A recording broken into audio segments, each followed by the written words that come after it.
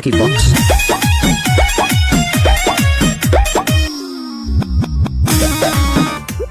तो भाई लोग नमस्कार। जी हाँ दोस्तों, प्रमोद प्रेमी यादव जी का फ़ैन होंगे तो हो जाइए तैयार, क्योंकि आप लोग के लिए लेकर आ रहे प्रमोद प्रेमी यादव जी काफ़ी ब्लास्ट लेवल के गाने। इस गाने का नाम है दहिया उधार नीक लागे। जी हाँ दोस्तों, इस गाने को प्रमोद प्रेमी यादव और शिवानी सिंह ने गाए हैं। फाइनली ये गाने के जो है कुछ ही देरों में आप लोग बीच में रिलीज़ किए जाएंगे, जो कि काफ़ी बेहतरीन गाना है। आप लोग देखेंगे, काफ़ी एंजॉय करेंगे, इस गाने को ज़्यादा से ज़्यादा प्यार देंगे। बैक टू बैक प्रमोद प्रेमी का एक से बढ़ के एक गाना अभी आने वाला है।